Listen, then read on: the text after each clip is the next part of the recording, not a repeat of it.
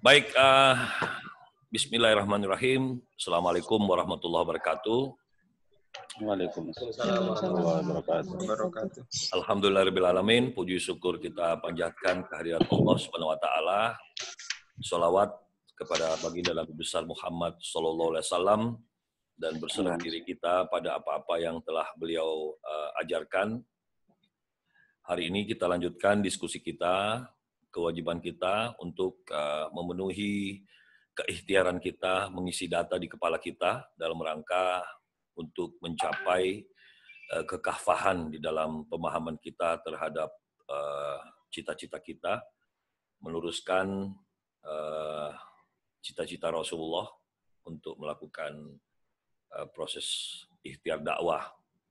Insya Allah semua akan terkabul menjadi ulama besar di Indonesia, dan harus diingat ulama itu adalah penerus para nabi, penerus Rasul. Makanya tidak boleh ada istilah libur sebenarnya, karena Rasulullah itu tidak pernah berlibur. Baik, hari ini kita awali, karena sambil nunggu teman-teman, ini baru 12 orang. Bagi teman-teman yang mungkin lagi prepare atau lagi masih berjemur, kita hari ini mengawali dengan tanya jawab. Kali-kali ada hal yang ingin ditanyakan menyangkut diskusi kita terakhir. Sekaligus Om Bagus minta bantuan untuk diingatkan terakhir kita membahas apa ya waktu minggu lalu. Silakan ada yang mau ditanyakan atau sekaligus mengingatkan Om, atau ada PR yang harus kita bahas hari ini menyangkut perkuliahan kita. Terus juga Om Bagus sekalian Gus mau tanya, kita tinggal berapa kali pertemuan? Karena kita juga harus mempersiapkan ujian semesternya, ya. Karena ujian semester pasti kita harus lakukan by online, dan supaya kita bisa lancar nanti Om Bagus akan kasih kisi-kisinya. Ya, ini mohon maaf saya matikan dulu WA saya. Silakan kalau ada yang mau disampaikan atau mau ditanyakan, sekaligus ada hal yang ingin didiskusikan, Om Bagus persilakan.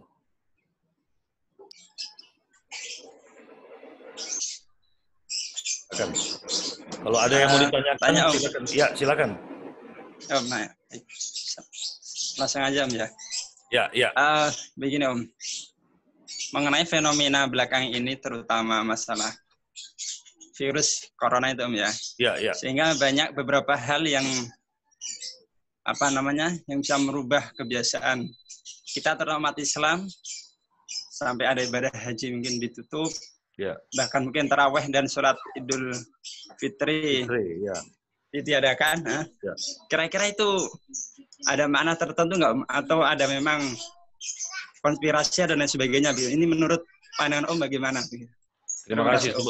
Sebenarnya Om Bagus tuh tidak berkompeten, tidak berwenang, tidak punya makom untuk menjawab itu semua. Tetapi karena ini ditanyakan kepada Om, maka Om jawab sesuai dengan pemaknaan cara berpikir Om menyikapi hal ini semua. Jawaban Om dilandasi oleh sebuah pandangan dalam Islam, bahwa tidak ada satu perbuatan di muka bumi ini yang tidak ada ganjarannya. Itu satu dulu. Dengan adanya perbuatan itu dikarenakan ada asbab. Kita makan karena asbab lapar. Maka makan itu pasti ada ganjarannya.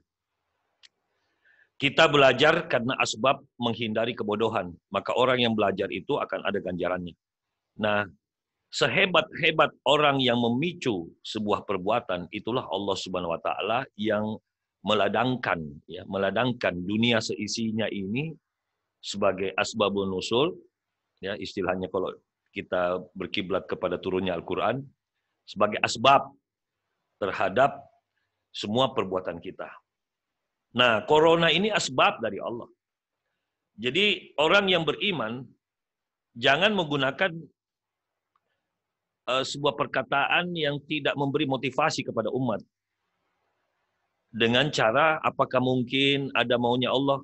Bukan mungkin. Sebagai orang yang beriman, kita harus menyampaikan bahwa ini ada keinginan Allah menciptakan corona ini menyebar seluruh dunia sampai hal sholat Jumat yang harusnya berjamaah, ya, tetapi kita harus melakukannya di rumah, ya.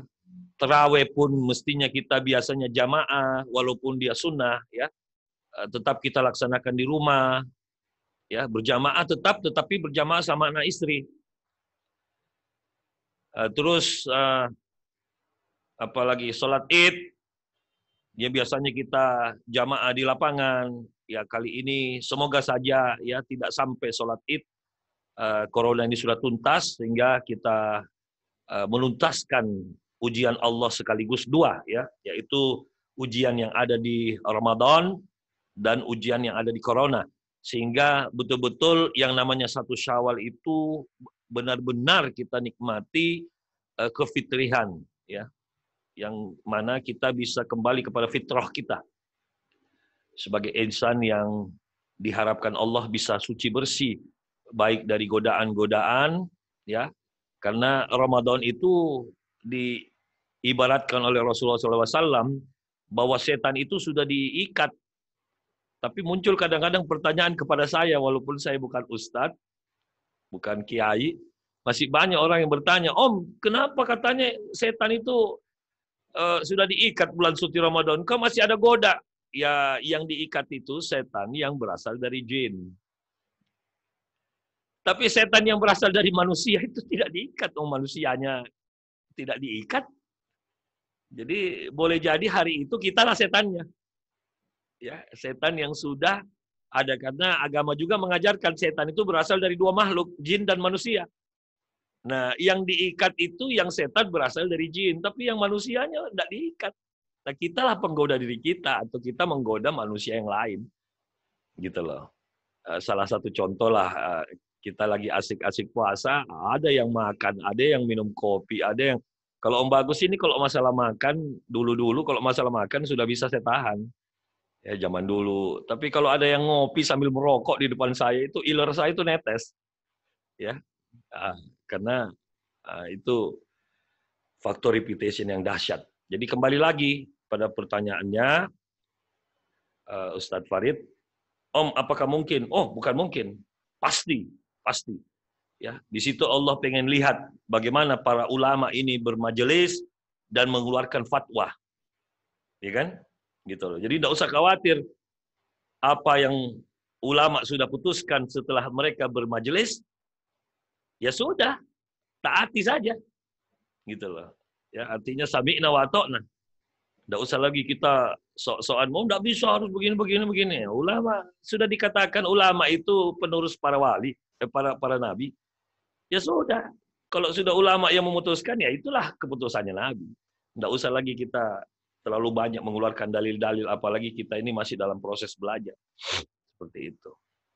Sehingga kesimpulan Om, ayo sami'na wa ta'na. Dan keyakinan Om adalah corona ini banyak sekali mendatangkan ilmu, ya, banyak sekali mendatangkan ilmu. Subhanallah.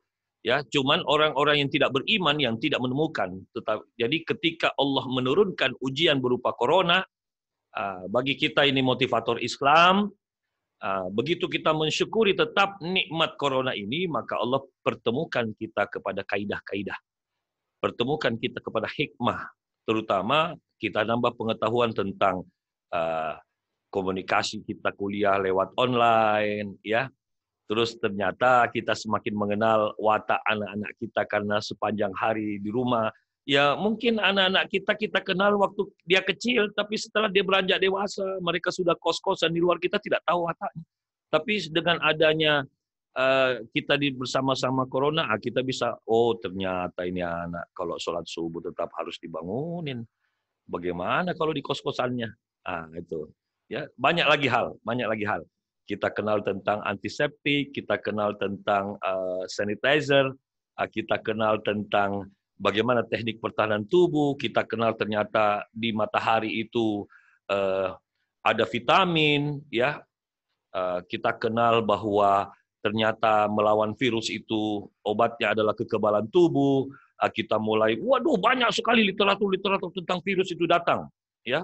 Dan yang paling penting adalah kita kenal dalam kondisi chaos begini, teknik berpikir untuk tetap menjadi orang yang bertakwa, wabil khusus tawakal, ya kita tahu caranya. Demikian Ustadz Farid yang bisa saya sampaikan. Ya, ada lagi yang berkenaan dengan penjabaran kita di perkuliahan, silakan. Ya Om, Ya. mohon izin Om, terkait di antara dampak corona ini banyak seperti yang kita lihat dan kita ketahui bahwa berdampak kepada ekonomi Om ya, seperti transportasi darat, udara, laut saya kurang tahu juga Om. Itu banyak yang terhentikan. Nah, otomatis di sini kita dituntut bagi yang lebih daripada cukup terkait harta itu kan kita mestinya peka Om ya sebagai orang-orang yang beriman, peka terhadap lingkungan, terhadap orang yang membutuhkan. Nah, sedangkan yang membutuhkan, yang kena dampak ini tentunya banyak sekali Om gitu di sekitar kita. Sedangkan mungkin kita nggak banyak-banyak juga misalnya gitu Om. Nah, bijaknya apakah kita bagi ke banyak dan mereka dapatnya sedikit, atau sedikit orang tapi dapatnya lumayan begitu?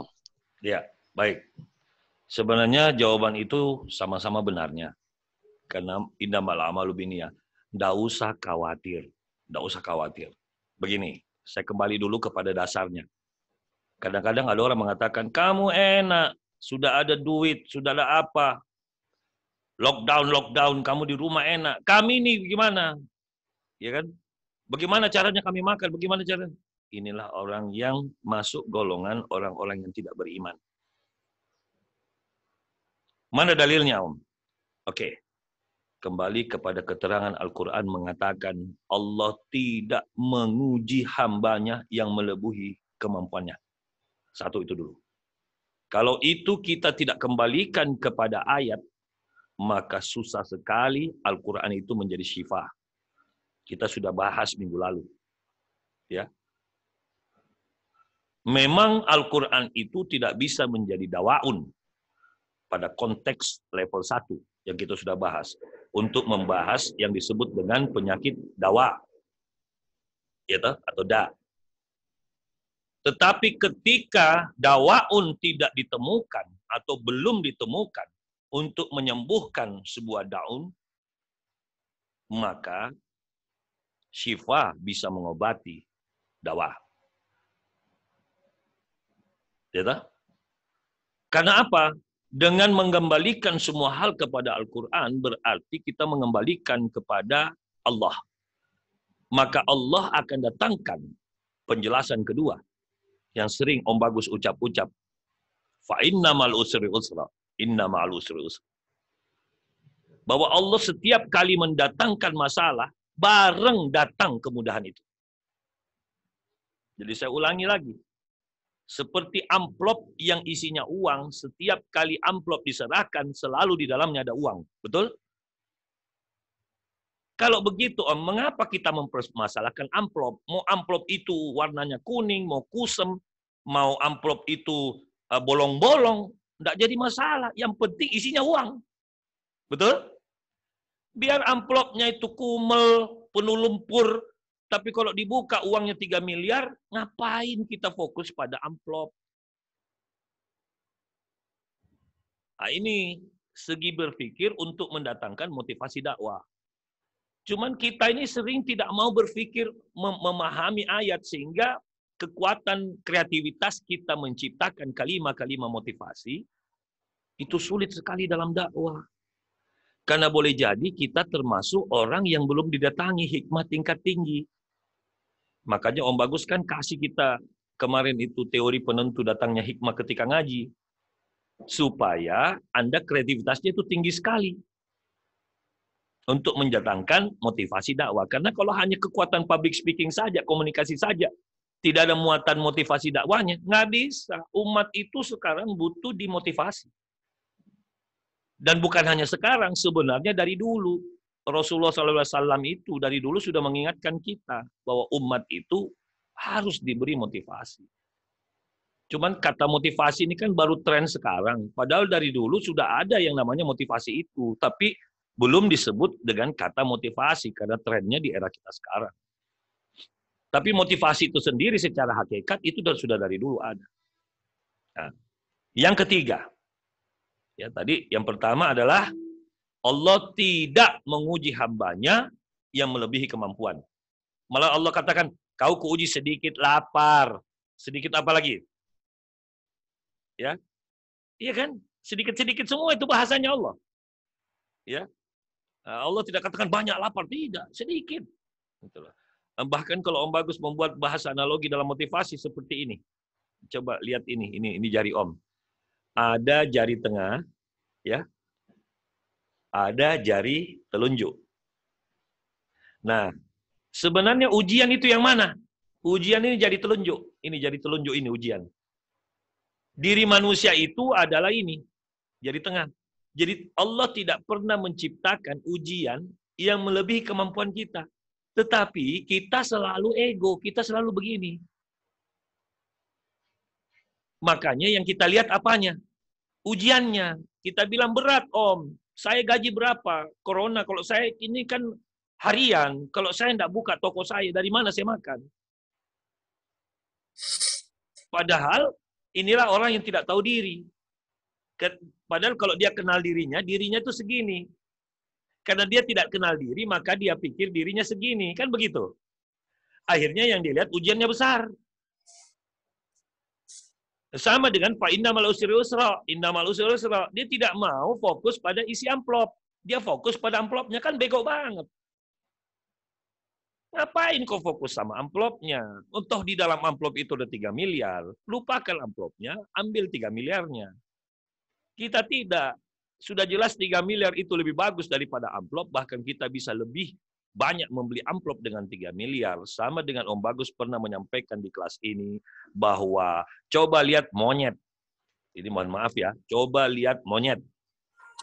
Monyet itu kalau disuruh pilih 3 butir atau 3 batang pisang.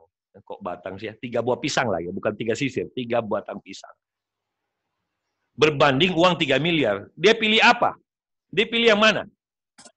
Dia pilih pisang toh. Tapi coba monyet itu dikasih akal. Dia pilih uang 3 miliar karena dia bisa beli kebun pisang. Nah, begitulah manusia kalau dia tidak pakai akalnya, maka dia berpikir seperti monyet. Yang dia lihat coronanya, yang dia lihat takut matinya. Nah, mati ini kan pasti. Kullu nafsin dha'iqatul maut. Pasti mati, sudahlah. Kau pikirkan atau tidak, itu mati. Cuman tidak boleh mati itu diinginkan. Tidak boleh mati itu diminta. Mati itu harus berjuang untuk tidak mati. Itu perintah. Kita disuruh ikhtiar. Jangan juga, sudahlah, kalau sudah mati, matilah. Kalau enggak. Kalau memang saya ditakdirkan tidak mati, sementara takdir mati itu ada 2. Kalau menurut pandangan Om ya, takdir mati itu ada 2. Kalau saya gambarkan ya, mohon maaf, ini terpaksa saya harus menjelaskan. Semoga kita sepaham. Ya, ini menurut pemikiran Om. Ya, takdir mati itu ada 2. Ini mati. Mati itu ada 2. Mati takdir 1. Takdir 1. Ini kita tidak tahu. Ya, dan mati takdir 2. Ya. Tapi masing-masing kan takdir. Mati itu takdir Allah. Setuju tidak? Setuju kan? Oke. Takdir 1 itu adalah takdir di mana Allah yang sudah tentukan. Menyangkut tanggalnya. Atau waktunya. Takdir 1 ini terjadi kalau kau tidak melakukan takdir 2. Kalau takdir 2 kau lakukan, maka takdir 1 dirubah menjadi takdir 2. Kayak apa contohnya, Om? Contoh, seseorang ditakdirkan meninggal tahun 2025, bulan Februari, tanggal 2 katakan. Nah, itu. Ini takdir 1. Dia iseng, dia bilang, kayaknya gue ditakdirkan mati Februari tanggal 2, di tahun 2025. Makanya sekarang saya minum racun, tak bakalan mati. Ini bego, dia memilih takdir 2. Ya matilah makan racun. Loh kan Om Bagus bilang takdir itu kan mati itu takdir Allah. Iya, inilah takdirnya. Nah ini banyak umat tidak tahu ini. Banyak umat tidak paham. Makanya Allah katakan janganlah engkau melampaui batas. Karena kapan engkau melampaui batas, boleh jadi takdir kematianmu itu kamu yang menghendaki. Contoh, Ridwan iseng banget, suka manjat gedung. Nggak pakai peralatan. Jatuh, mati. Siapa yang menghendaki takdir 2? Ridwan. Sanib sudah dibilang, jangan melampaui batas. Kalau naik motor, nggak usah ugal-ugalan, kebut-kebutan. Enggak Om, motor saya ini 2000 cc. Oh silakan nikmati. Kok kenceng. Tapi sekencang apa? Motor itu bisa menciptakan kecepatan yang sangat dahsyat. Tapi motor itu tidak dirancang untuk berhenti secara dahsyat. Itu saya ingatkan. Kecepatanmu 300 km per jam bisa. Tapi tidak ada rem yang bisa membantu berhenti seketika untuk kecepatan 300 km per jam. Kau pasti mati kalau ada kendala di depan. Kau tabrak saja kucing, kau melintir, mati pasti. Minimal kalau tidak mati, ya setengahnya mati. Apa itu setengahnya mati? Mati tidak, hidup tidak. Nah, terus mau ngapain? Nah, jadi, banyak orang karena tidak pakai akalnya ketika berpikir, yang terjadi adalah dia menantang maut. Jadi kalau ulama sudah bilang, sudah lockdown. Ulama sudah mengatakan, sudah sholat Jumat di rumah masing-masing. Oh tidak, mati-mati. Saya lebih bagus mati sambil sholat. Jadi silakan. Tapi kamu masuk golongan orang yang tidak berikhtiar. Tidak patuh kepada Nabi. Karena ulama itu penerus para Nabi. Itu kita tidak nyampe ke situ. Jadi emosi yang kita pakai dalam beragama. Nah, ketika kita menggunakan emosi yang salah, maka bukan akal yang datang, nafsu. Pengen kelihatan di media bahwa dia paling beriman, dia lebih mendahulukan Allah dari segalanya. Oh tidak dong, mendahulukan Allah itu, dahulukan juga Rasulnya. Mendahulukan Rasul itu karena Rasulnya sudah tidak ada, tapi Rasul itu ada. Ya, orangnya sudah tidak ada, tapi Rasul itu tetap ada. Orangnya sudah dikatakan wafat, tetapi Rasul tetap ada. Makanya kita tidak pernah mengatakan almarhum Nabi Muhammad, itu tidak pernah. Karena Rasul itu masih menemani kita sampai sekarang. Makanya siapapun lahir di muka bumi ini, dia mau masuk Islam, dia harus tetap mengatakan asyhadu alla ilaha illallah wa asyhadu anna Muhammadan abduhu wa rasuluh. Tetap dia harus mengatakan itu. Jadi Rasul itu tetap ada walaupun orangnya sudah wafat. Tapi tidak bisa juga kita ini ya. Jadi saya ulangi lagi. Jangan menantang karena itu melampaui batas. Melampaui batas itu biarkanlah ulama yang membatasi. Jangan kita lagi menantang. Jadi sudah ketahuan ya, ada takdir 1, ada takdir 2. Nah, ini dua-duanya itu adalah takdir. Ya, dua-duanya itu adalah takdir. Makanya tolong kita jangan sotoy ketika kita menjabarkan tentang apa yang disebut sebagai takdir itu. Nah, yang terakhir dari Om Bagus menyangkut pertanyaan itu adalah, Om, tapi kita di rumah terus mau ngapain? Di rumah saya ini tidak ada pendapatan.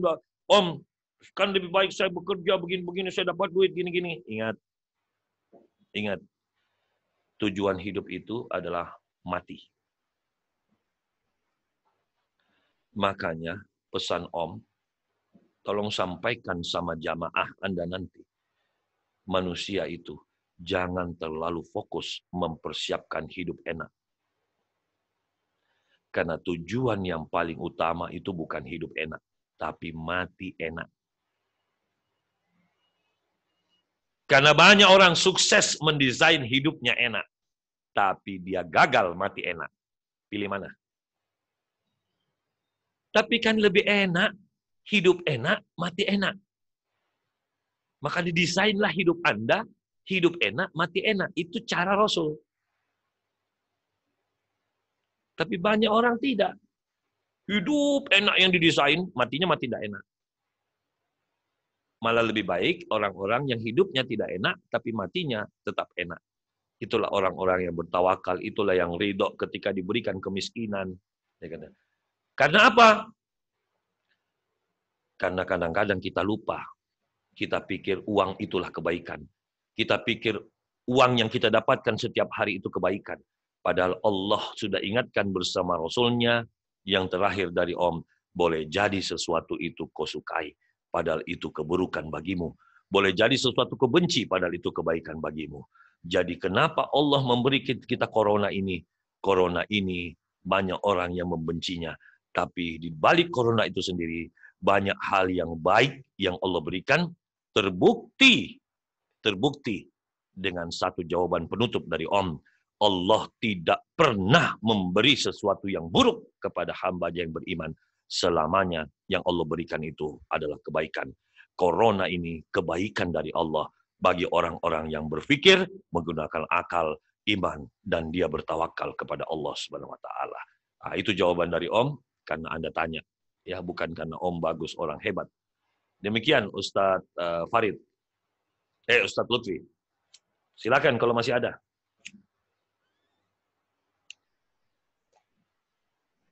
Silakan, kalau Lutfi masih mau nanya, buka mic-nya aja. Iya, Om. Terima kasih, Om. Ya, sama-sama. Alhamdulillah dari penjelasan Om ini sangat menjawab dari berbagai sudut pandang ya bagi kami. Alhamdulillah, tentunya sangat memperluas sudut pandang kami dan menjadi data yang sangat bagus sekali untuk kita olah gitu Om, untuk database kita. Nah tadi Om terkait juga terkait penjelasan Om terkait tadi Om takdir mati itu Om. Ya. Terkait takdir mati ini karena keterbatasan saya pribadi dalam membaca dalam wawasan terkait takdir itu Om ya. Ya. Nah terkait takdir itu ya alhamdulillah sangat sesuai dengan kalau saya pribadi sangat sesuai nih Om. Maksudnya dengan keterbatasan yang saya belajar baik membaca dan lain sebagainya sehingga belum mendapatkan jawaban yang pas. Nah, terkait apa yang Om sampaikan tentang takdir mati itu alhamdulillah gitu. Sangat logis sekali bagi saya pribadi dan sangat kayaknya sangat sesuai sekali gitu. Ya. Terjawab lah gitu, alhamdulillah. Nah, jadi intinya begini Lutfi, sebelum kamu lanjutkan, supaya kita semua ini sama-sama bisa mencapai titik sadar yang tinggi ya. Begini, kenapa Lutfi menggunakan istilah begini? Tadi jawaban Om itu sangat logik sekali Om, ya sangat logik. Sekali. Padahal sebenarnya sejak kapan Al-Quran itu tidak logik? Ya kan? Ini yang saya mau harus ingatkan. Ini harus saya motivasi kita semua. Al-Quran itu hal yang sangat logik di muka bumi ini. Cuman kita ini belum punya kesempatan atau belum diberi kesempatan untuk melogikkannya. Kenapa bisa begitu, Om? Ya kalau Anda ingat kembali strategi tentang penuntut datangnya hikmah, kita butuh apa untuk menemukan itu semua? Ya, Om Bagus ingin memberikan lagi, karena mohon maaf ya, ini jangan dianggap diskusi biasa, karena inilah esensi dari motivasi dakwah. Karena mata kuliah kita itu bagaimana berkomunikasi, yang isinya itu memotivasi. Kalau kita tidak mampu memotivasi, kasihan ini umat. Kalau kita hanya menyampaikan, ini ada ayatnya, ini ada hadisnya. Apa jawaban umat? Iya Bu Ustazah, di rumah saya juga ada hadisnya. Iya Bu, ya apa yang Ibu Ustazah Mega tadi ngomong itu di Al-Quran saya juga ada isinya ayatnya seperti itu. Sama, Ustazah. Cuman yang saya mau tanya, kenapa bisa begitu? Itu umat sekarang butuh logik. Nah, bagaimana cara kita menyampaikan logik kalau kita sendiri tidak menelaahnya? Om Bagus harus ulangi lagi ya. Om Bagus harus ulangi lagi supaya ini semakin logik. Ya, di mana ketemu itu Om? Ya, di mana ketemu? Mari kita lihat. Ini saya hapus dulu. Mari kita lihat ya. Kembali lagi ke dasar diskusi kita beberapa saat silam. Menyangkut surah Al-A'raf lagi-lagi 179. Kenapa? Ini dasar Om Bagus. Dasar pikir Om itu ada di surah ini. Coba perhatikan tentang hati disuruh apa. Coba perhatikan mata disuruh apa. Coba perhatikan telinga disuruh apa. Ya. Ini disuruh paham. Karena kalau tidak melakukan 3 hal ini, ancamannya neraka Jahanam.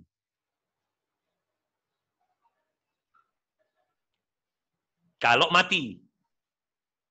Tapi kalau masih hidup, kita diibaratkan seperti hewan ternak,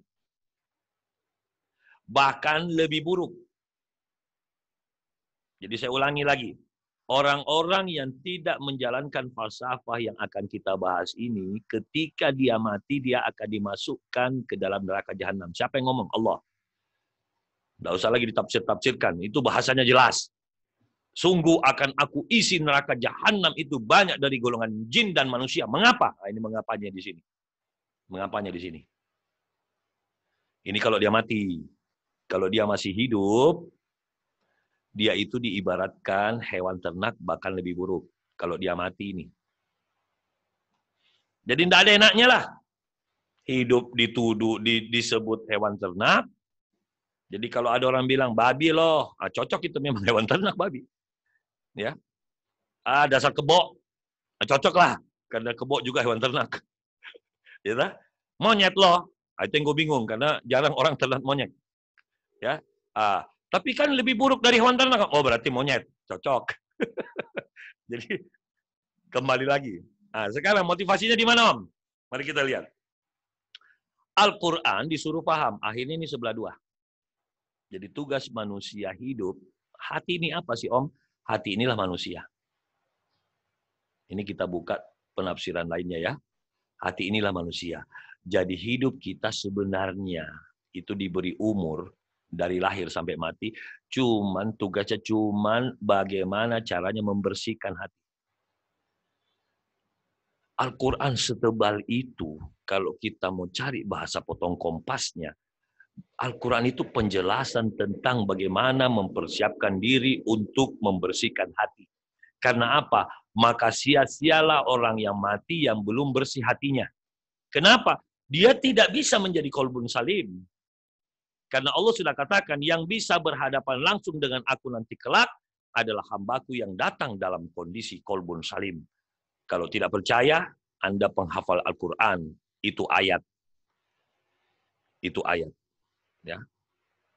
Jadi sekarang saya tanya, untuk apa kita hidup kalau tidak membersihkan hati? Tidak ada gunanya. Hidup yang proses membersihkan hati itulah hidup yang benar. Jadi ngapain kita ini numpuk-numpuk harta kalau harta itu didapat dari kebohongan? Untuk apa kita numpuk-numpuk harta kalau harta yang kita dapat kita tumpuk-tumpuk itu hasil daripada menjual ayat? Untuk apa kita ini hidup numpuk-numpuk harta, akhirnya harta banyak menciptakan kondisi sombong, pelit, ya, akhirnya hidup menjadi Abu Lahab. Bagaimana mau mati enak? Kenapa Om hatinya menjadi tidak paham? Perhatikan. Karena hati ini bisa tidak paham ayat-ayat dikarenakan ya matanya ya tidak mau melihat ayat tanda-tanda kekuasaan Allah. Dia tidak mau lihat. Dan boleh jadi Salah satunya, dia tidak mau dengar ayat-ayatku. Jadi sebenarnya manusia itu disuruh paham. Jadi ini manusia. Manusia itu disuruh paham. Bagaimana caranya biar paham, Om? Satu, lihat tanda-tanda kekuasaan Allah. Jadi Rasulullah SAW itu ini dulu yang dia kerjakan. Rasul itu disuruh lihat tanda-tanda kekuasaan Allah. Setelah dia lihat, di umur 40, dia dikasih perdengarkan ayat-ayat. Nah, karena kita ini hidupnya kebalik. Kita ini ayat-ayat dulu.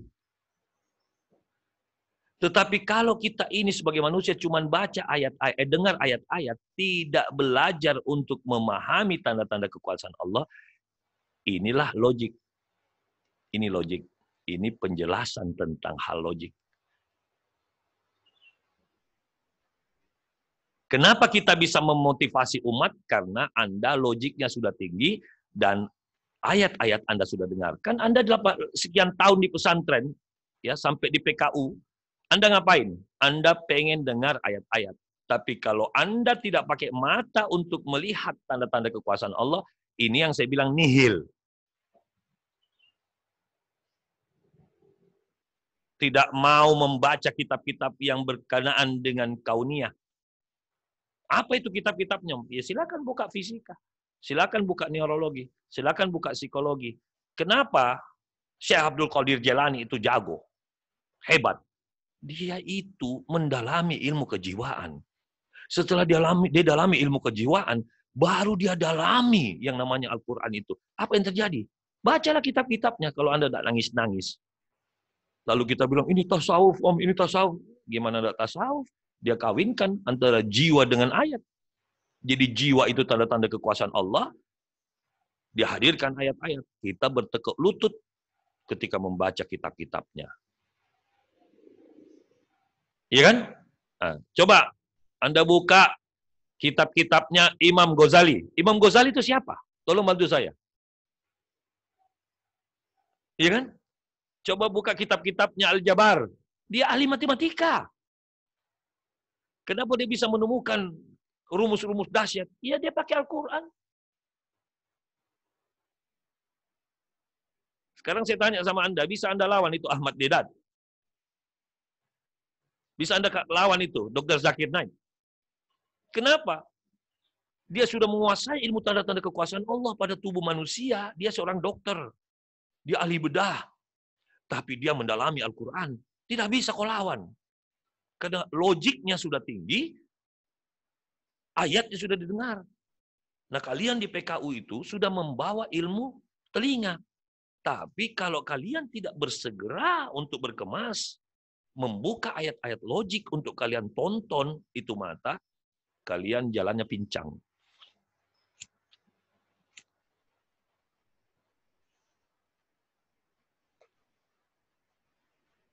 Jadi selepas semester ini, Om Bagus berharap kalian itu sudah memiliki kekuatan motivasi dakwah. Walaupun PR kita masih panjang, yaitu Ujang harus buka buku-buku neurologi, matematika, kimia, biologi, komunikasi, astronomi. Terserah kau suka yang mana. Lihat dulu tanda-tanda kekuasaan Allah dari situ. Misalnya, katakanlah Ridwan terkesima sama musik yang Allah ciptakan di muka bumi ini. Musik-musik yang ada dari air terjun. Kenapa air terjun itu enak sekali untuk didengar? Kenapa bahagia banget ketika manusia mendatanginya? Ada unsur musik. Karena tidak monoton itu air. Dan lucunya ada patronnya itu air terjun. Kapan patronnya tidak terpenuhi, bukan air terjun itu. Mungkin dia air mancur. Iya kan? Kenapa ombak itu indah untuk didengar? Ada patron musiknya. Ya, tapi tidak setiap hari kita terlena bermain musik, karena musik itu haram, itu terlenanya. Kenapa suling itu bisa dikatakan haram? Karena suling itu bisa membuat orang terlena. Karena ketika Om Bagus mendalami ilmu musik, saya dengarkan itu suling. Suling itu memiliki suara seperempat. Kita sudah bahas kan di kelas, suara seperempat itu adalah kinesthetic voice. Suling. Ya, ada bunyi setengahnya. Ada bunyi seperti itu. Maka kenapa ketika saksofon dibunyikan itu juga bahaya? Karena dia punya bunyi setengah. Dia tidak bunyi tap. Suling juga kenapa? Dia punya karena ada bunyi, itu bunyi setengah. Dan itu dimiliki juga oleh violin atau biola. Bunyi setengahnya. Makanya kenapa suling ketika ditiupkan dengan nada-nada pilihan punya gamelan, itu mendatangkan nilai-nilai sakral. Kalau tidak percaya, coba ya, saya pilihkan dentumannya standar Sunda, suling Sunda. Ya.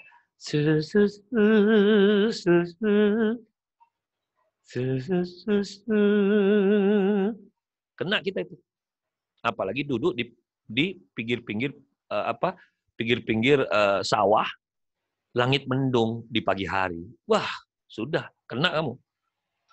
Ngantuk aja bawaannya. Sama hujan. Iya. Itu tanda-tanda kekuasaan Allah. Jadi tidak bisa kita, tapi ada orang yang merasa sudah hidupnya mewah, ketika dia sudah kuasai ilmu logik, tapi tidak punya ilmu Al-Quran. Bagaimana? Tidak ketemu. Karena Allah sudah katakan, di dunia ini ciptaanku itu kuciptakan semua berpasang-pasangan. Itu sudah bocoran. Berarti ada kaulia, pasti ada kaunia. Kalau ada tersurat, berarti ada tersirat. Kalau ada ayat, ada tanda-tanda kekuasaannya. Nah, kita ini bagaimana mau paham kalau kita hanya fokus pada ayat. Makanya Om Bagus bikinkan itu teori kemarin tentang penentu datangnya hikmah ketika kita ngaji supaya kita paham. Oh iya Om ya Allah, pantas saya ini tidak bisa menjadi imam-imam ulama-ulama besar karena saya tidak punya ilmu tanda-tanda kekuasaan. Ternyata itulah yang dimaksud dengan ilmu kauniyah. Ya, ini untuk menjawab keterangan Ustadz Lutfi tadi. Mengatakan bahwa penjelasan Om itu sangat logik. Bukan. Al-Quran itu sudah logik. Cuman kita belum mengawinkan dengan pasangannya. Makanya orang-orang yang belum nikah, kenapa Rasul mengatakan belum sempurna? Karena kau belum ketemu pasanganmu. Jadi jangan minta hidupmu tenang. Saya mau nikah Om, tapi hidup saya belum tenang. Bagaimana mau tenang? Kau sendiri tidak nikah. Ini mohon maaf ya. Bukan saya ini gila menikahkan orang. Kalau tidak percaya, kamu kan sudah duluan belajar Al-Quran daripada Om Bagus. Lebih duluan mendalami. Sekarang saya tanya sama kamu. Menikah itu perintah ayat atau bukan? Atau perintahnya Om? Kan perintah ayat. Nikahkanlah orang-orang yang ada di sekitarmu. Nikahkan loh. Yang membujang. Dan kalau dia takut miskin, katakan, aku yang akan membuatnya kaya. Itu ayat itu. Bol. Udah loh. Sudahlah. Nggak usah sebut merek. Nggak usah menyebut merek karena ada keterangan innal ladzina kafaru. Percuma. Kau ingatkan ataupun tidak percuma. Nah, tapi Ipul kan belum nyampe dia. Dia belum menjadi bujangan. Masih di bawah 25. Ya, Arum senyum selalu, Arum. Iya, Pul. Si Ipul itu belum Udah menjadi lebih dari- bujangan. Tapi dia 38. Bukan bujangan itu, tapi bajingan. Ipul kan baru 23 ya? Ya, Pul. Berapa, Pul? 26, Om. 26 ya bujangan itu. Hampir 30. Lewat. Ya Udah ampun. lewat loh. Kalau 25 bujangan, 26, 27 bajingan. Bukan bujangan namanya itu. Bujangan itu 25. Satipul, adik saya masih kosong, Satipul. Nah, tuh sudah ada tawaran tuh. Apalagi? Coba Tampung, saya mau tanya. tampung. Nah, gue mau tanya dulu sama Mega. Mega, perintah nikah hukumnya apa? Banyak ada wajib Om jika dia telah mampu. No, Om. bukan itu. Apa? Bukan itu yang saya maksudkan. Oh, segera. Segera. Sama hukumnya berbuka puasa toh, disegerakan toh? Nah, apa itu disegerakan? Kalau bisa hari ini, kenapa harus besok? Datang, Pul.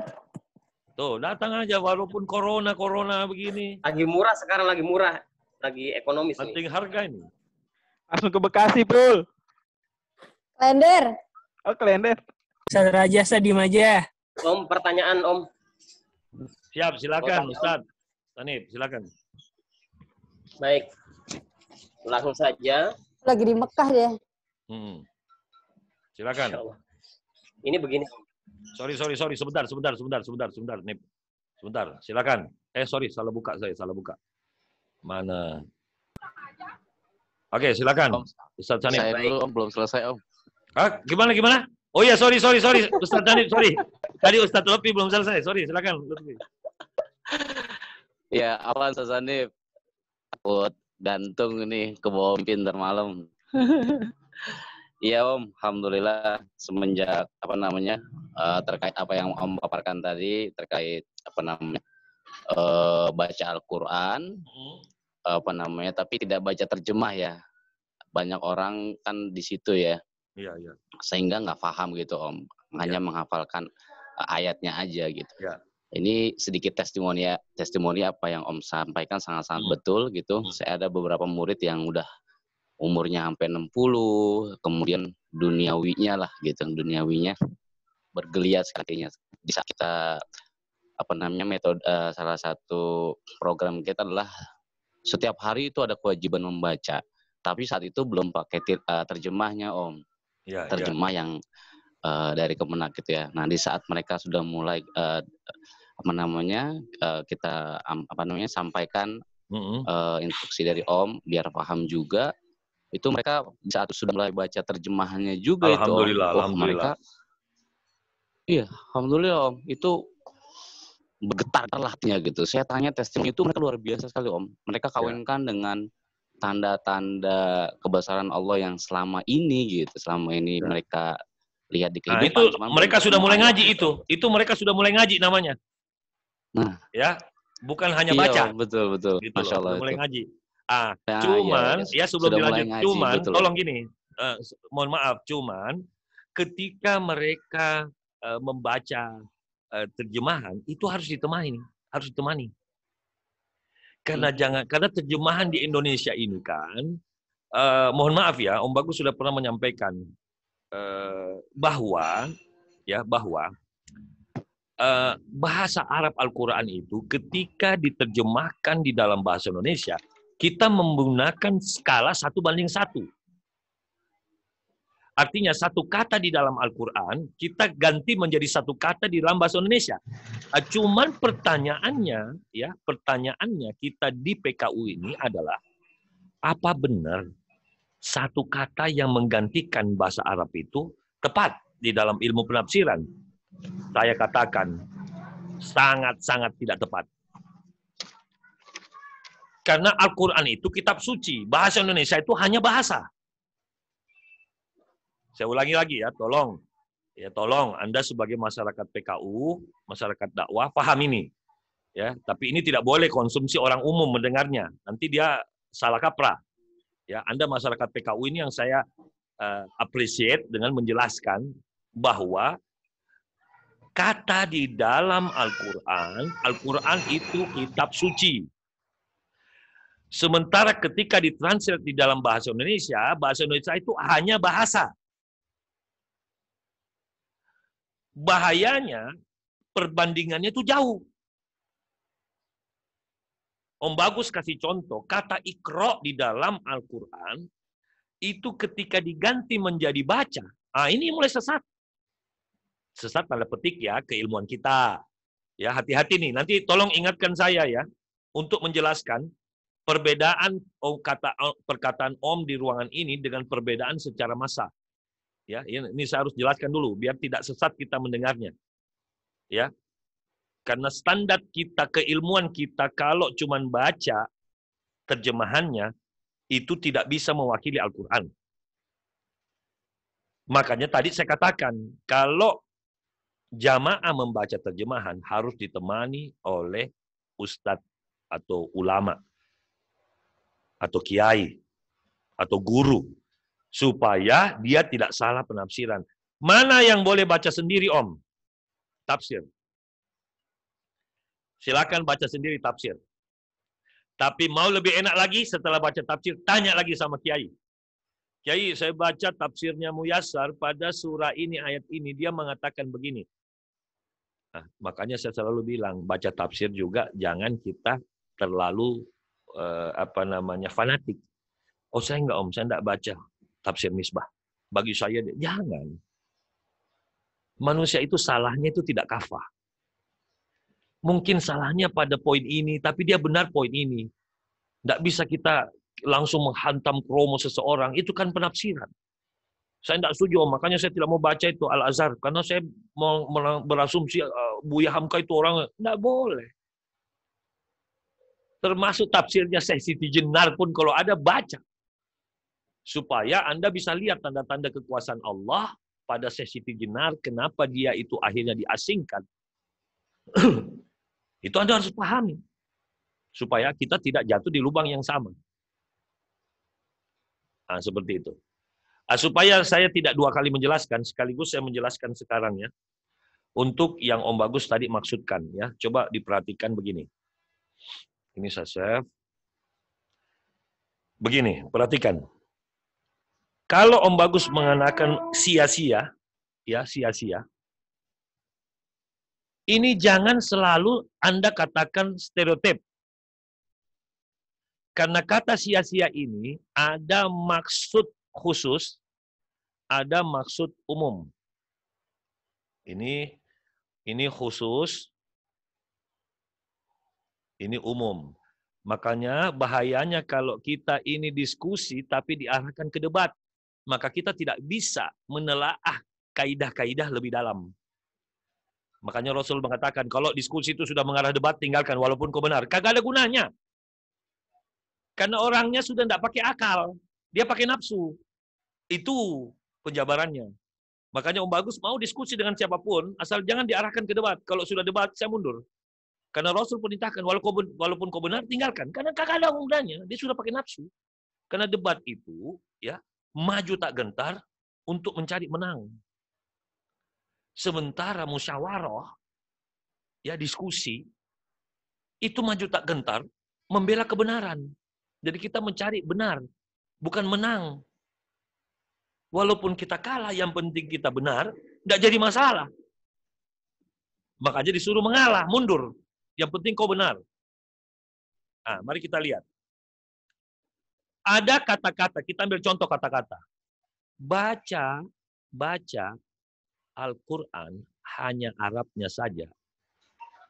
Ketika kita sedang membahas tentang paham, di sini akan menggunakan kata sia-sia. Tapi untuk urusan pembahasan khusus pemahaman.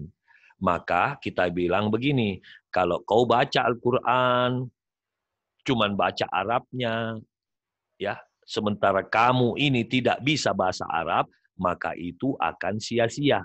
Lalu ada orang dengar diskusi kita setengah-setengah.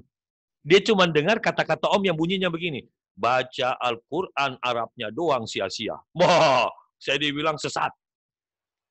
Padahal kita sedang membahas ini yang khusus. Tetapi baca Al-Quran Arabnya doang secara makna umum, itu ada manfaat. Paham? Karena setiap satu huruf saja dibaca dalam Al-Quran itu ada manfaatnya. Tetapi ketika kita berbicara tentang pendidikan di PKU, itu sia-sia. Harus ingatkan umat itu sia-sia, karena dia tidak bisa dapat makna khusus. Bisa dipahami ya? Contoh lain. Apa namanya? Menghafal Al-Quran, kalau cuman bunyi-bunyiannya, itu sia-sia. Berarti kita bicara tentang apa? Makna khusus atau makna umum? Makna khusus artinya, kalau kau hafal saja Al-Quran sampai kau tua, yang kau hafal cuman bunyinya, kau tidak paham, maka ini akan sia-sia hafalanmu. Karena yang disebut dengan hafizo, itu sampai ke faham, bukan bunyi-bunyian. Tapi kalau anak kecil, Om, baru menghafal Al-Quran sampai 30 juz, apakah sia-sia? Tidak, kita kembalikan makna umum. Nanti setelah dia hafal, kita ajari dia pemahamannya. Jadi tolong hati-hati ketika Om Bagus berbicara, karena saya anggap kamu masyarakat PKU. Bisa memahami apa makna kaidah perkataan Om untuk urusan pengkhususan dan umum. Ya, dan itu yang kita harus tahu. Jangan hantam kromo. Wah, Om masa Om Bagus, saya tidak setuju dengan Om. Om Bagus bilang baca Al-Quran Arabnya itu sia-sia. Lah, sudah saya jelaskan loh ya. Ada makna khusus, ada makna umum. Karena kita sedang membahas sesuatu yang berkenaan dengan pemahaman. Demikian, Ustadz Lutfi. Silakan dilanjutkan pertanyaannya. Saya Om. Tadi Ustadz Lutfi ini apa? Off dia nih kayaknya. Oke, kalau gitu kita pindah ke Ustadz Sanif dulu. Oke. Ustadz Lutfi udah selesai? Udah cukup? Enggak, dia kayaknya off itu. Ustadz Lutfi. Oh iya, udah nih. Coba kita tanya dulu. Oh. Kita tanya dulu. Gimana Ustadz Lutfi? Sudah oke? Pedot-pedot sinyalnya itu kali. Udah, Ustadz Sanif dulu. Ya, baik. Assalamualaikum warahmatullahi wabarakatuh. Waalaikumsalam warahmatullahi wabarakatuh. Langsung pertanyaannya bahwa para ustadz, para kiai itu mau tidak mau di tengah-tengah masyarakat itu seperti apotik, Om. Ketika umat butuh apa, dia harus bisa, harus ada. Ya. Orang kesurupan datang ke ustadz. Ya. Orang meninggal, orang sakit, orang butuh duit, itu semuanya datang ke ustadz. Nah, di musim-musim semacam ini, banyak orang yang mengeluh kepada para ustadz dengan keadaannya. Barangkali teman-teman dan kita semuanya. Nah, ada hal-hal yang kadangkala itu di luar batas kemampuan kita. Misalnya, sekian banyak orang datang ke kita, Ustadz pinjemin dulu dong, segini-segini. Sedangkan, mohon maaf lahir batin, para ustadz sendiri itu, di musim seperti ini bahkan punten ada beberapa ustadz yang teruskan Om Bagus dengar ya. Om Bagus dengar, teruskan. Om Bagus ambil kelas. Ya, lanjut terus. Ya. Hadir ke masjid-masjid yang dia sudah terjadwal khutbah untuk meminta transportnya, padahal ia tidak melaksanakan, karena di situ tidak dilaksanakan khutbah Jumat, tetapi tetap meminta transportnya. Nauzubillah min dzalik. Transport. Nah, dan ini kan sekarang lagi rame nih, Jadi para ustadz itu ada yang menggerakkan, nggak tahu siapa itu, untuk meminta jatah meskipun tidak dilaksanakan kegiatan sholat Jumat. Nah, yang pengen saya minta pencerahan adalah bagaimana cara kita melayani masyarakat terhadap hal-hal yang di luar batas kemampuan kita.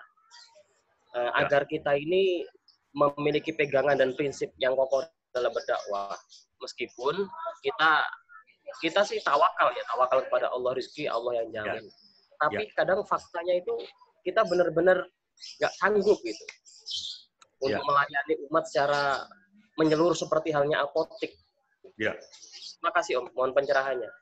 Baik, terima kasih Ustadz Sanif. Ini pertanyaannya dahsyat, luar biasa. Akhirnya Om Bagus punya kesempatan. Yang kedua, kesempatan saya apa? Kesempatan saya adalah memenuhi hak saya untuk menyampaikan sesuatu kepada Anda semuanya. Kesempatan saya menyampaikan nafsu hak saya. Karena adanya pertanyaan, sehingga kenapa saya bahagia? Saya tidak lagi disalahkan ketika menyampaikan apa yang akan saya sampaikan ini. Dan saya mohon maaf kalau masih ada di antara Anda ketika mendengarkannya akan sakit hati. Ya, karena pertanyaannya Ustadz Sanif. Makanya saya berterima kasih kepada Allah. Allah memunculkan ide di dalam otaknya Ustadz Sanif untuk bertanya hal ini. Yang pertama, saya masih ingat penggenapan daripada pemahaman saya itu bertambah ketika saya mendengar ulasan yang disampaikan oleh Ketua OM. Ketua OM di Komdik itu adalah Prof. Dede. Apa yang Prof. Dede sampaikan di saat kita melakukan pengkhidmatan ulama? Ulama itu adalah makhluk yang tidak digaji. ulama itu hidup. Memang butuh yang namanya bahan bakar. Tapi bagi ulama itu, bahan bakarnya bukan hanya bensin. Dia bisa dikasih solar, bisa. Dia dikasih minyak tanah, dia jalan. Dia dikasih premium, jalan. Dia dikasih Pertamax, dia dikasih Shell, dia dikasih apa saja, dia jalan. Tidak bisa seseorang itu disebut ulama kalau dia masih dapat gaji. Mohon maaf ya. Ini penggenapan pemahaman dari Om. Karena saya juga tidak pernah mendengar Rasul itu ada gajinya. Para sahabat itu ada gajinya. Tabi'in itu ada gajinya. Hanya kita ini terlalu berani menjadikan ustadz itu sebagai profesi. Terlalu berani. Apalagi sekarang ini sudah ada yang terlalu berani menjadikan khatib itu adalah profesi. Sehingga kapan ditiadakan, maka dia datang, dia pikir itu haknya. Ini tolong, ya mohon maaf ya, maafkan saya, karena saya harus menyampaikan, karena pertanyaan, makanya tadi saya bilang, saya bahagia banget ada pertanyaan ini. Saya bisa leluasa untuk menyampaikan hak saya, menyampaikan pola pikir saya. Jadi kalau Anda ini sekolah di PKU, hanya untuk lebih meninggikan nanti bayaran kita ketika berceramah. Nauzubillah min dzalik. Ada niat yang salah ketika kita kuliah. Tapi kalau Anda niatnya menggenapkan kekafahan kalian ketika umat bertanya, betapa selamatnya niat kalian. Gitu. Karena apa? Tidak bisa kita disebut ulama besar itu kalau kita masih hidup dari uangnya umat. Dan sekarang ini Anda mau tahu? Salah satu fungsi mengapa Allah memberi kita corona? Menurut pemikiran Om, Allah pengen membuat kita ini semua kapok. Kapoknya di mana, Om? Ya itu tadi, seperti Ustadz Sanif sampaikan, kita bingung, Om, semua umat datang ke kita. Kenapa kita tidak bisa menjawab? Karena Allah pengen mengingatkan kepada para ustadz, orang-orang yang mendalami Al-Quran. Kata Rasulullah, apabila ada orang menomorsatukan akhirat, bahkan melupakan dunia, atau terlalu menomorsatukan dunia, melupakan akhirat, dia bukan pengikutku.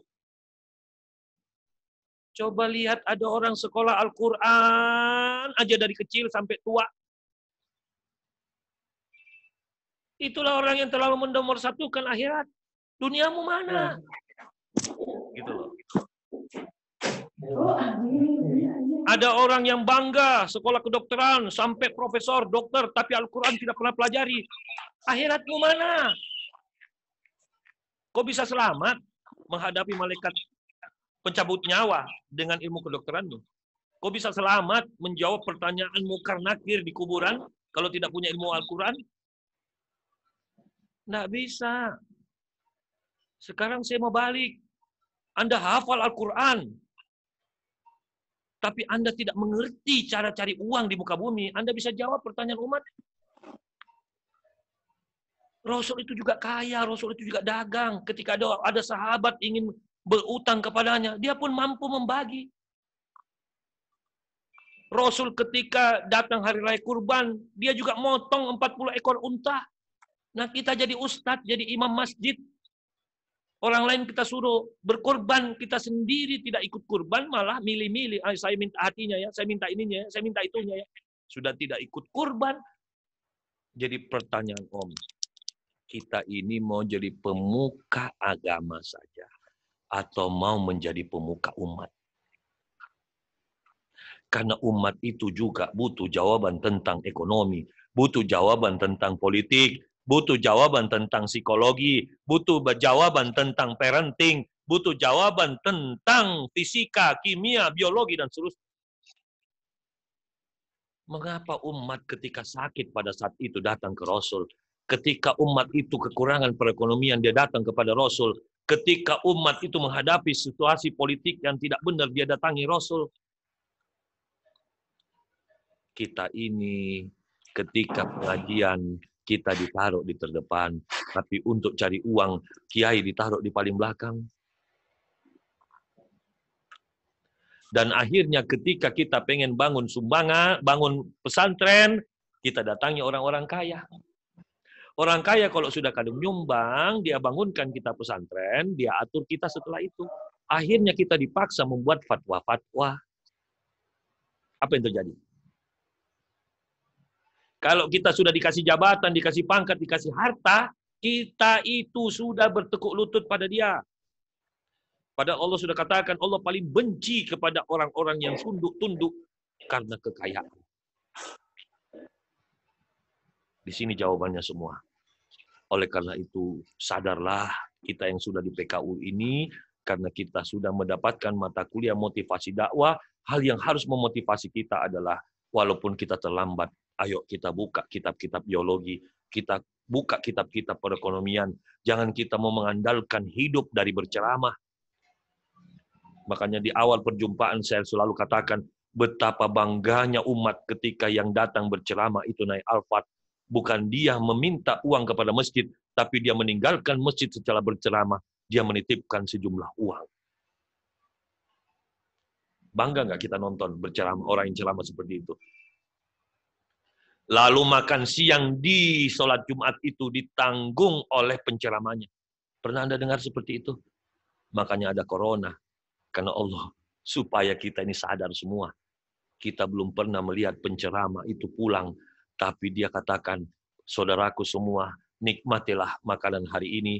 Karena makanan hari ini itu dimasak oleh istri saya. Karena dia tahu saya harus berceramah di masjid ini. Dia siapkan 300 porsi makanan untuk Anda semua.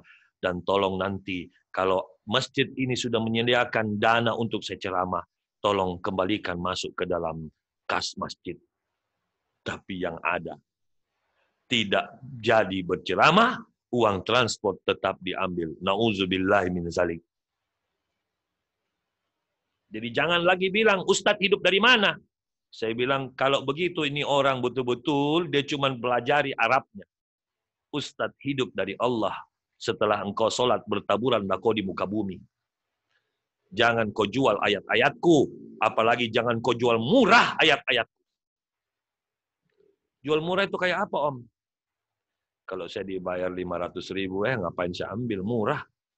Nanti kalau ada masjid bayar saya 3 miliar baru saya ambil.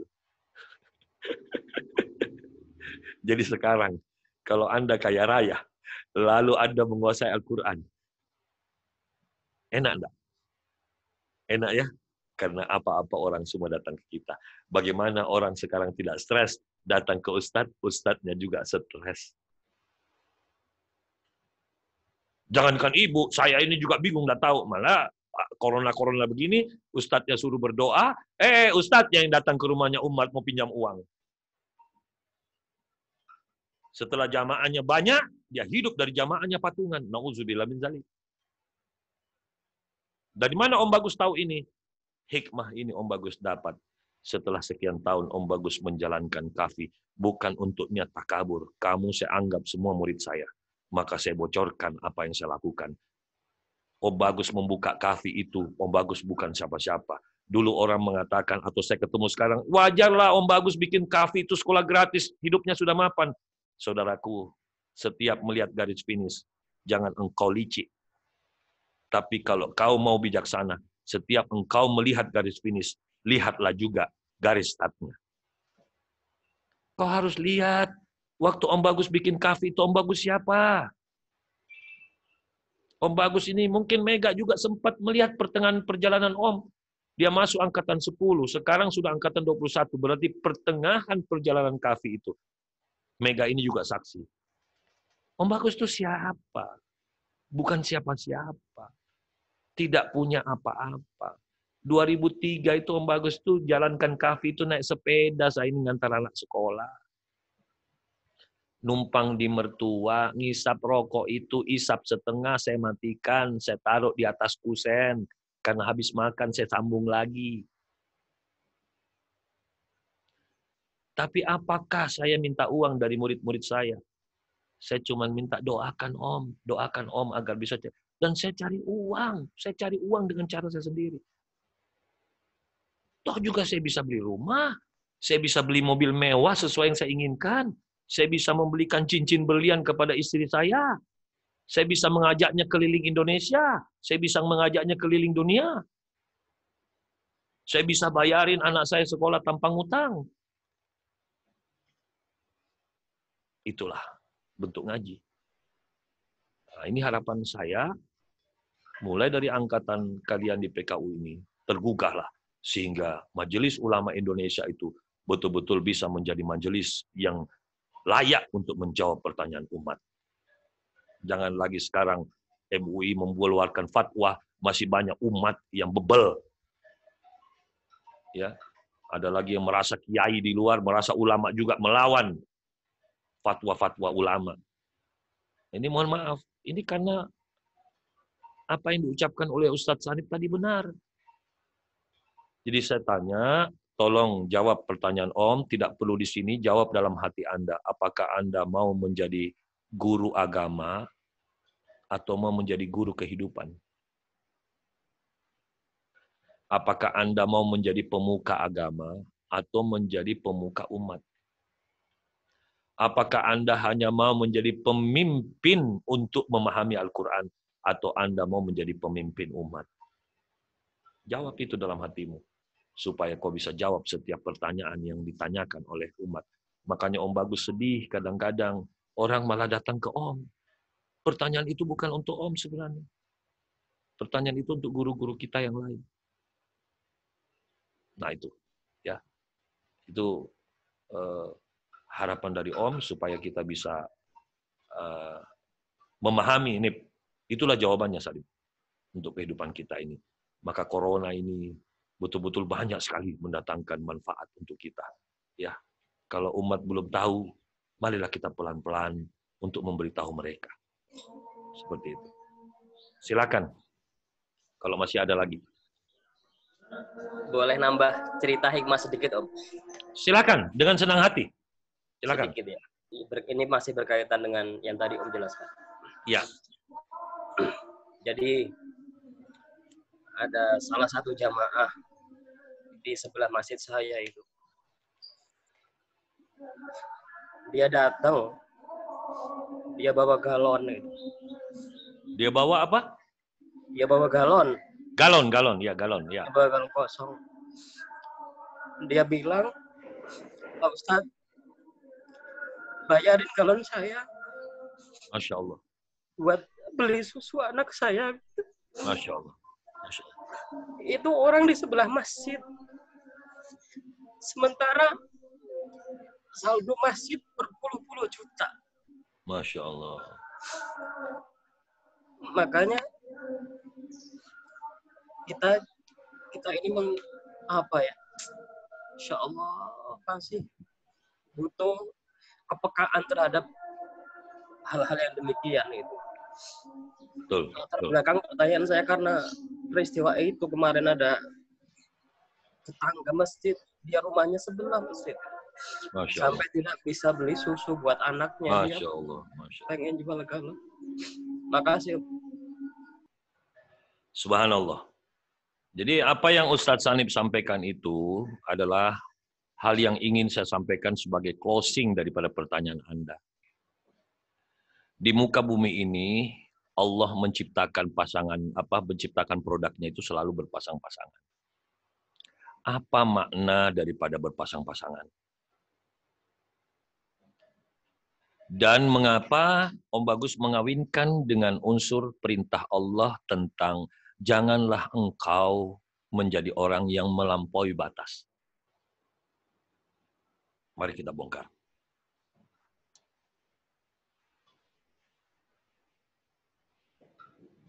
Apa sebenarnya yang Allah maksudkan dengan janganlah engkau melampaui batas dan Allah menciptakan produknya itu berpasang-pasangan.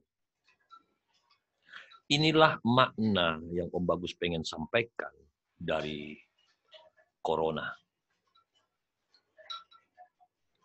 Sebenarnya Allah menciptakan ciptaannya itu semua berpasang-pasangan. Inilah makna hakiki dari mizan.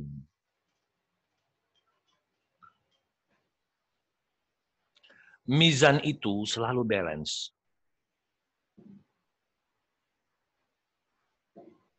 Ketika kita melampaui batas, maka kita akan mengalami sesuatu yang tidak balance.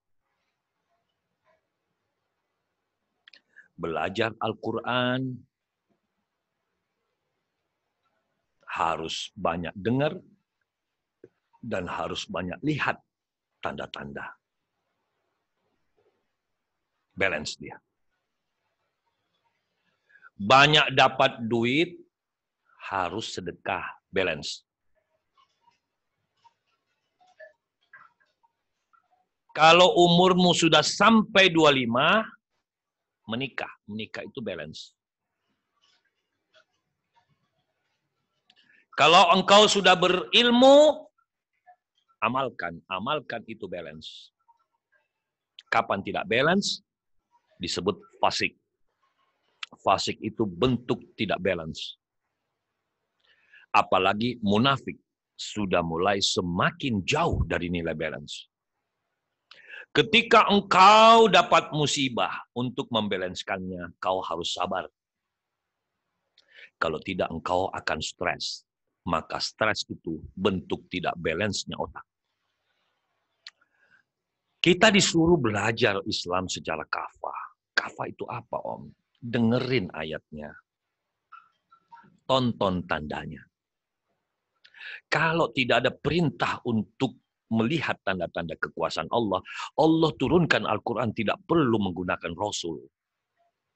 Rasul itu adalah balance terhadap ayat. Maka Al-Quran sebagaimana ayatnya itu harus dibalanskan dengan hadis. Hadis itu adalah sesuatu yang ditulis dari perbuatan Rasul. Disebut dulu sunnah. Pasca Rasul wafat, barulah disebut hadis. Jadi hadis itu adalah tulisan-tulisan pembuktian tentang perbuatan Rasul. Maka esensinya, mengapa ada corona? Biar terjadi balance. Negara-negara yang terlalu kuat membuat tidak balance karena dia akan melakukan penganiayaan kepada bangsa-bangsa lain. Diberikanlah corona. Supaya perekonomian mereka berkurang, dan bagi negara-negara yang beriman, sekarang dia akan mengatur strategi di rumah, dia melakukan itikaf, dan coba lihat orang-orang yang miskin tiba-tiba menjadi kaya gara-gara dia bisa memproduksi sanitizer. Dia bisa mulai mengatur perekonomiannya gara-gara apa? Dia bisa bikin masker. Banyak orang jualan masker sekarang. Jadi jangan bilang corona membuat orang miskin. Ya, membuat miskin bagi yang sudah berlebihan. Supaya tidak berlebihan, Allah kasih corona. Negara-negara adidaya dibuat terpuruk. Kamu tidak lihat itu Italia bagaimana? Terpuruk. Kita lihat Amerika. Bahkan prediksi ulama. Silakan lihat apa yang terjadi pada negara Israel. Sudah terpuruk, sudah mulai terpuruk. Dan Indonesia juga. Kita lihat semua itu. Inilah mizan. Jadi corona Allah turunkan ke muka bumi untuk mizan. Jadi inilah makna yang Allah pengen beri kepada hamba. Supaya hamba itu kembali menggunakan akalnya.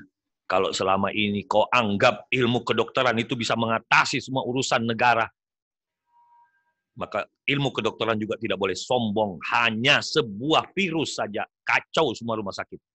Kacau semua alat-alat kedokteran yang katanya canggih. Teknologi tinggi. Mana? Hanya sekelas virus. Kalau Om Bagus bilang lebih di bawah dari kentut Allah berikan. Tidak bisa apa-apa. Kalau pemuka-pemuka agama itu, yang mohon maaf, yang notabene fasik, munafik itu, pengen menunjukkan adidayanya dengan keberadaan sosoknya yang sombong itu, maka silahkan kau urus bangsa ini. Kita bisa lihat semua itu.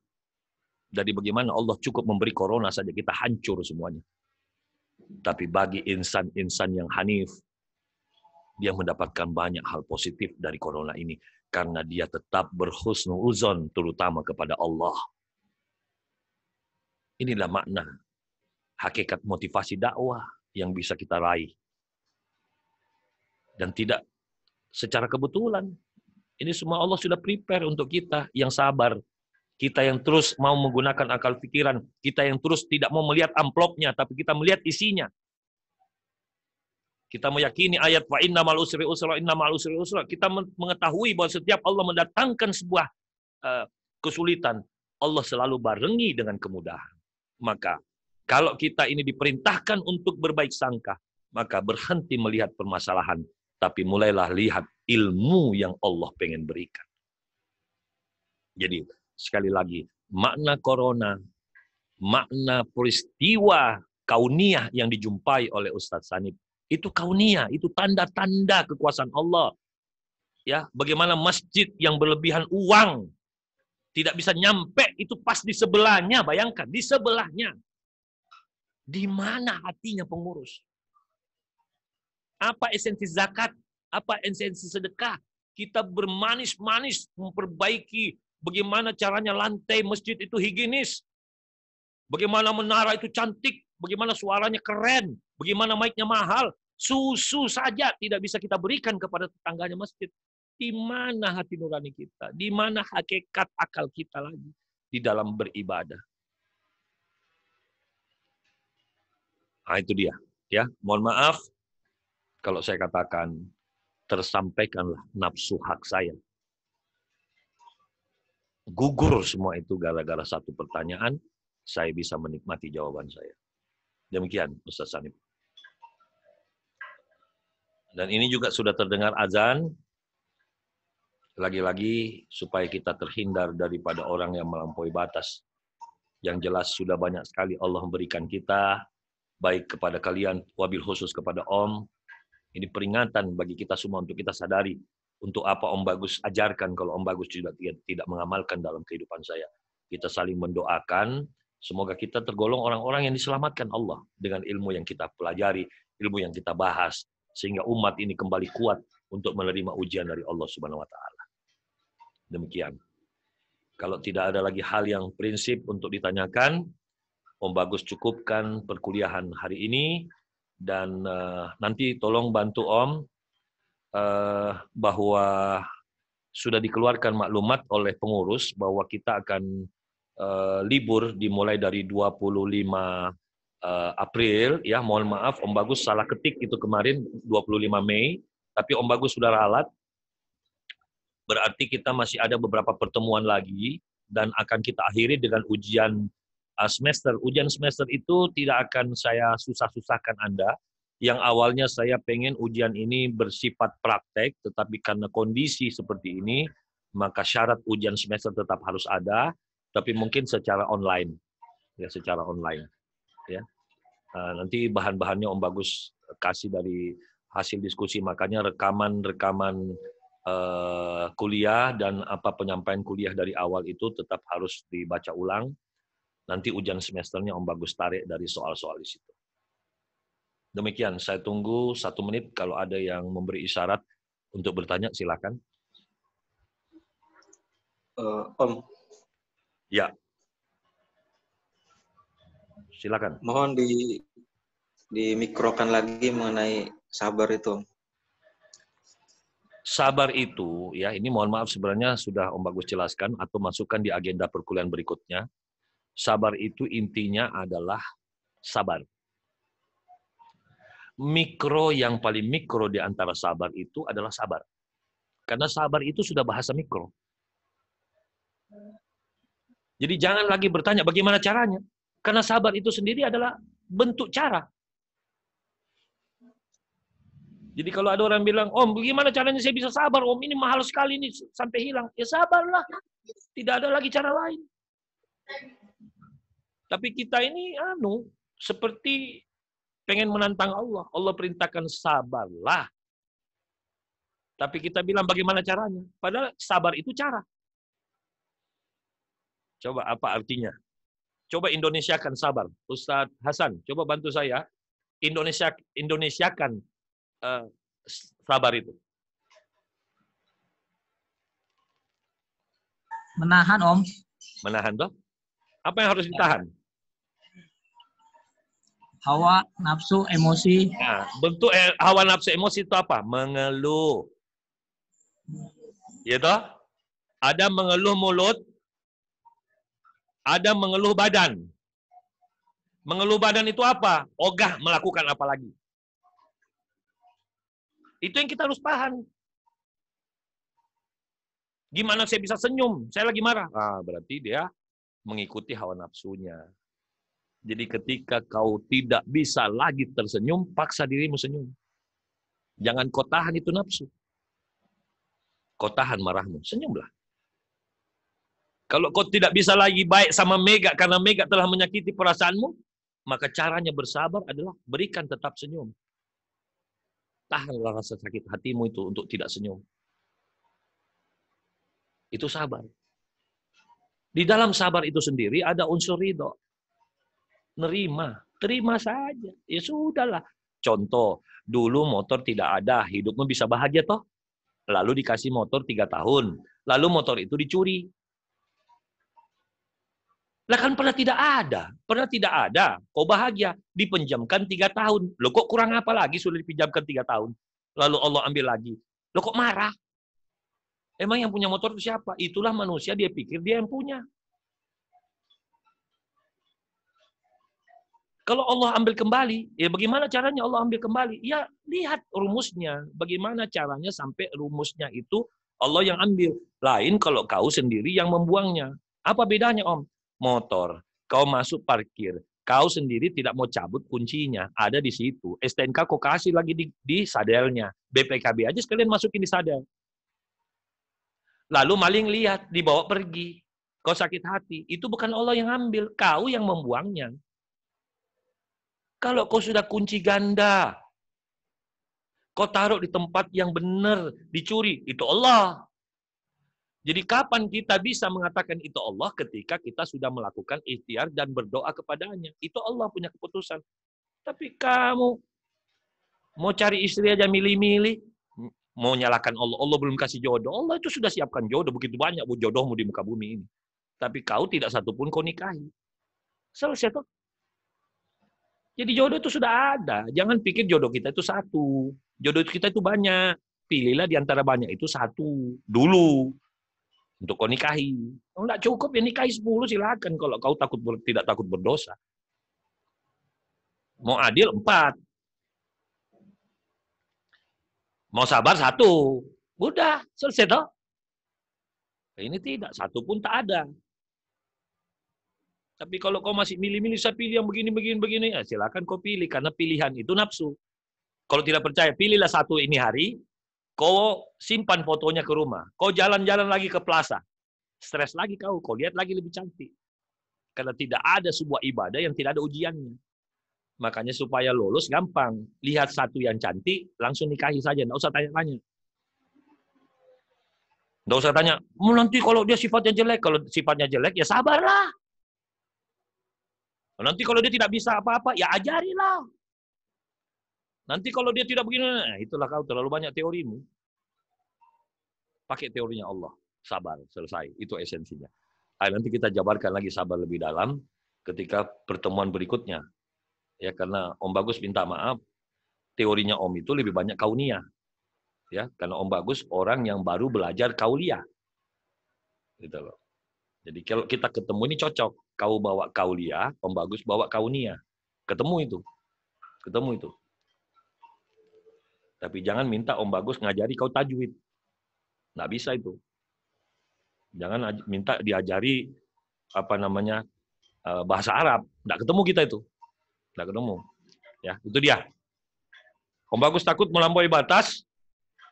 Insya Allah, Om Bagus cukupkan pertemuan di hari ini. Kita ketemu nanti, Om Bagus undang, ya. Kita akhiri dengan hamdalah, alhamdulillahirabbil alamin. Membaca doa kafaratul majelis. Subhanakallahumma wa bihamdika.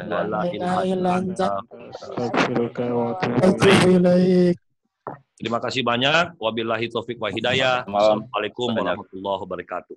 Terima kasih. Waalaikumsalam warahmatullahi wabarakatuh. Bagus langsung over ya. Ya. Salam keluarga. Ya.